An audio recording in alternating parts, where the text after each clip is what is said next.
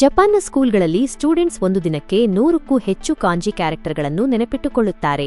ಆದರೆ ನಾವು ಇಲ್ಲಿ ಒಂದು ಫಾರ್ಮುಲಾ ನೆನಪಿಟ್ಟುಕೊಳ್ಳೋಕೆ 3 ದಿನ ತಗೊಳ್ತೇವೆ. ಇವತ್ತಿನ ವಿಡಿಯೋ ಅವರ ಮೆಥಡ್ಗಳಿಂದ ಇನ್ಸ್ಪೈರ್ ಆಗಿದೆ. ನೀನು 5 ಮೆಮೊರಿ ಸಿಸ್ಟಮ್ಗಳನ್ನ ಕಲಿತೀಯಾ? ಅವುಗಳನ್ನ ಜಪಾನೀಸ್ ಸ್ಟೂಡೆಂಟ್ಸ್ ಹೇಗೆ ವಿಷುವಲ್ ಸಂಕಲನ, ಲಾಜಿಕ್ ಸಂಕಲನ, ಇಮೋಷನ್ ಬಳಸಿ ಮೆಮೊರಿಯನ್ನ ಲಾಕ್ ಮಾಡ್ತಾರೆ ಅಂತ ತೋರಿಸುತ್ತೆ. ನೀನು ವಿಷುವಲ್ ಲರ್ನರ್ ಆಗಿದ್ದೀಯಾ ಅಥವಾ ಇಮೋಷನ್ ಅಥವಾ ಲಾಜಿಕ್ ಇಲ್ಲದೆ ಏನೂ ನೆನಪಲ್ಲಿ ಇಡೋಕೆ ಆಗಲ್ವಾ ಅಂತ ಕಾಮೆಂಟ್ ಮಾಡು. ನಿನ್ನ ಮೆಮೊರಿ ಟೈಪ್ ಏನು ಅಂತ ಕಂಡುಹಿಡಿದು ಅದನ್ನ ಜಪಾನೀಸ್ ಸ್ಟೈಲ್ನಲ್ಲಿ ಹ್ಯಾಕ್ ಮಾಡೋಣ ಬನ್ನಿ. ಮೊದಲ ಟಿಪ್, ಕಾಂಜಿ ಕೋಡಿಂಗ್. ಜಪಾನೀಸ್ ಜನರು ಹೇಗೆ ವಿಷುವಲ್ ರೀಕಾಲ್ ಬಳಸುತ್ತಾರೆ ಗೊತ್ತಾ? ಒಂದು 8 ವರ್ಷದ ಮಗು ಚಾಕ್ನಿಂದ ಒಂದು ಕ್ಯಾರೆಕ್ಟರ್ನ ಪದೇ ಪದೇ ಬರೀತಾ ಇರೋದನ್ನ ಕಲ್ಪಿಸಿಕೊಳ್ಳಿ. ಅದು ಅವನ ಮೆದುಳಿನೊಳಗೆ ಕೆತ್ತಿದ ಹಾಗೆ ಅನ್ಸುತ್ತೆ.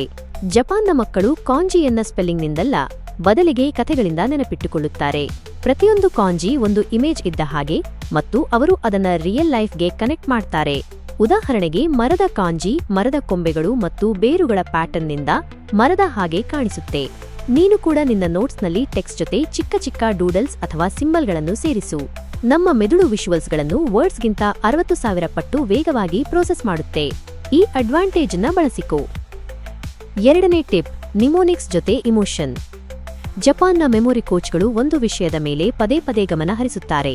ಇಮೋಷನ್ ಅಂದರೆ ರಿಟೆನ್ಷನ್. ಅವರ ನಿಮೋನಿಕ್ ಸಿಸ್ಟಮ್ ಬೋರಿಂಗ್ ಆಗಿ ಇರಲ್ಲ, ಅದು ತುಂಬಾ ಡ್ರಾಮ್ಯಾಟಿಕ್ ಆಗಿರುತ್ತೆ. ಉದಾಹರಣೆಗೆ, ಮೈಟೋಕಾಂಡ್ರಿಯಾ ಅಂದರೆ power house of the cell ಅನ್ನೋ ಕಲ್ಪನೆಯನ್ನ ಒಂದು ಕೋಪಿಷ್ಠ ಎನರ್ಜಿ ಫ್ಯಾಕ್ಟರಿಯಂತೆ ಇಮ್ಯಾಜಿನ್ ಮಾಡ್ತಾರೆ. ಅದು ಸೆಲ್ಸ್ಗೆ ಚೀರುತ್ತೆ. ಇದು ಸ್ಟುಪಿಡ್ ಅನ್ಸುತ್ತೆ, ಇಮೋಷನಲ್ ಕೂಡ, ಆದರೆ ಇದು ವರ್ಕ್ ಮಾಡುತ್ತೆ. ಇಮೋಷನ್ಸ್ಗಳು ನಿನ್ನ ಮೆದುಳಿನಲ್ಲಿ ಕೆಮಿಕಲ್ ಟ್ರೇಸ್ ಬಿಡುತ್ತವೆ ಮತ್ತು ಆ ಟ್ರೇಸ್ ಮೆಮೊರಿ ಆಗಿ ಬದಲಾಗುತ್ತೆ. ನಿನ್ನ ಫ್ಲಾಶ್ ಕಾರ್ಡ್ಸ್ಗಳಲ್ಲಿ ಇರುವ ಡಲ್ ಫ್ಯಾಕ್ಟ್ಸ್ಗೆ ಸ್ವಲ್ಪ ಡ್ರಾಮಾ ಸೇರಿಸು. ಫನ್ನಿ ಫೇಸ್, ವಿಯರ್ಡ್ ಸ್ಟೋರಿ ಅಥವಾ ಸ್ವಲ್ಪ ಎಕ್ಸಾಜರೇಷನ್ ಸೇರಿಸಿದ್ರೆ ನಿನ್ನ ಮೆಮೊರಿಗೆ ಟರ್ಬೋ ಬೂಸ್ಟ್ ಸಿಗುತ್ತೆ. ಮೂರನೇ ಟಿಪ್, ಇಂಟರ್ಲೀವ್ಡ್ ಪ್ರಾಕ್ಟೀಸ್. ನೀನು ಮ್ಯಾಥ್ಸ್ ನಂತರ ಮ್ಯಾಥ್ಸ್, ಫಿಸಿಕ್ಸ್ ನಂತರ ಯಾವಾಗಲೂ ಫಿಸಿಕ್ಸ್ ಓದ್ತೀಯಾ ಅಲ್ವಾ? ಜಪಾನೀಸ್ ಸ್ಟೂಡೆಂಟ್ಸ್ ಎಂದಿಗೂ ಹಾಗೆ ಮಾಡೋದಿಲ್ಲ. ಅವರು ಇಂಟರ್ಲೀವ್ಡ್ ಪ್ರಾಕ್ಟೀಸ್ ಬಳಸುತ್ತಾರೆ.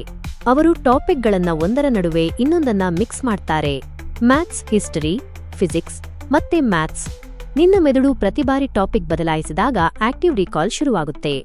ಶುರುವಿನಲ್ಲಿ ಇದು ಸ್ವಲ್ಪ ಕಷ್ಟ ಅನ್ಸುತ್ತೆ, ಆದರೆ ಮೆಮೊರಿ ಆಳವಾಗಿ ಹೋಗುತ್ತೆ. ಮುಂದಿನ ಬಾರಿ ಸ್ಟಡಿ ಪ್ಲಾನ್ ಮಾಡಿದಾಗ ಒಂದೇ ವಿಷಯಗಳನ್ನ ಒಟ್ಟಿಗೆ ಇಡಬೇಡ. ಸಬ್ಜೆಕ್ಟ್ಸ್ಗಳನ್ನ ಮಿಕ್ಸ್ ಮಾಡು. ನಿನ್ನ ಮೆದುಳಿಗೆ ವರ್ಕೌಟ್ ಕೊಟ್ಟ ಹಾಗೆ ಆಗುತ್ತೆ. ತಯಾರಿ ಈಗಷ್ಟೇ ಶುರುವಾಗಿದೆ.